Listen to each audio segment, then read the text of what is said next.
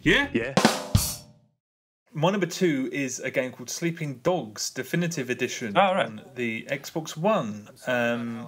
I wasn't 100% sure I fancied playing this again because it was still fairly fresh in my memory, so I kind of felt like it'd leave me cold and I'd zone out as soon as it began. But the exact opposite is what happened. I found it immediately appealing. For the first few hours, it was hard to suppress the desire to start planning to do everything that there was to do in that world again. If you've not played Sleeping Dogs, it just has a focus that Grand Theft Auto doesn't have. I mean, at least the ones previous to GTA 5 didn't have. It just has a kind of focus, and the plot is rock solid. And I remember saying this when it came out the first time, but it has some really superb suspense sequences. It does suspense brilliantly. When your role as an undercover cop is under threat, the game really excels through the gameplay as well as, not just in the cutscenes, through the gameplay as well.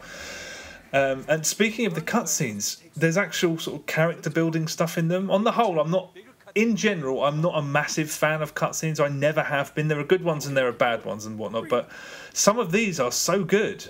And I've said this before about other games, but this is a game you play I played kind of suspicious that once upon a time this must have been a script for like a big Hollywood movie or something, because bits of it are really, really finely told.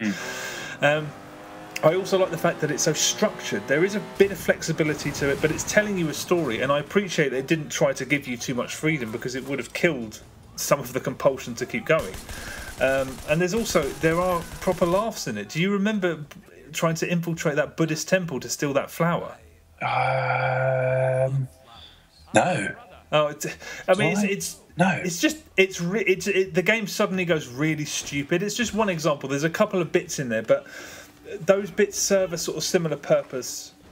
That moments like those in action movies, they kind of leave in the tension a little bit and raise the tone a little bit briefly before going back to it. But they're really effective.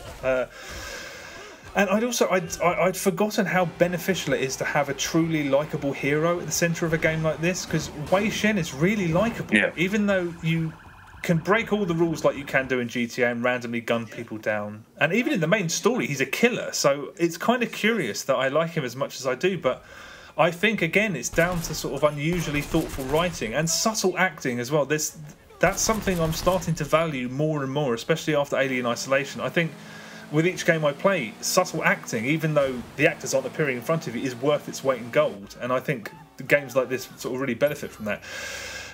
With regards to this being the definitive edition, I'm not sure that's the perfect word for it, because the main problem with the original Sleeping Dogs is that the city did not feel populated anywhere near enough, and it still doesn't. Especially the roads, it's like a ghost town most of the time. And even on this new version, the frame rate can get really skippy, which doesn't help matters at all. And I can't recall if this was a problem before, but some of the cutscenes are clipped at the top. Periodically, I mean, once every 4 hours or so, there'll be a cutscene where people's heads are lopped off at the nose, which is pretty distracting. It's only random moments, but I can't remember that being an issue in the original game. And there's a few bugs, like occasionally you randomly can't access vehicles. And scenery has a tendency to block your view when you're sort of doing hand-to-hand combat, which I don't remember happening. And some of the behaviour of the cars on the road is very weird, and there's a little bit of pop-in, etc. So Definitive Edition, I'm not sure that's the word for it, but those problems aside, this is a pretty good-looking game. It won't blow you away, but it feels like it belongs on the Xbox One and PS4. So yeah, I've thoroughly enjoyed going back to it. One other tiny thing I like is the way that collectibles, which help to sort of raise different parts of your sort of XP in different areas, they aren't really hidden.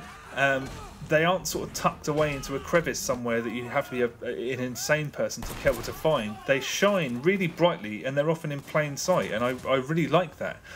Although what I don't like is that another sort of example of its slight scrappiness is that occasionally, if you're on a mission and you see one of those flashing collectibles, if you nip out to go and grab one of them, sometimes the mission will fail because you walked out of an area, and that's a bit shabby, a bit old-fashioned. But of the sort of realistic or semi-realistic Grand Theft Auto clones, this is by far the best one.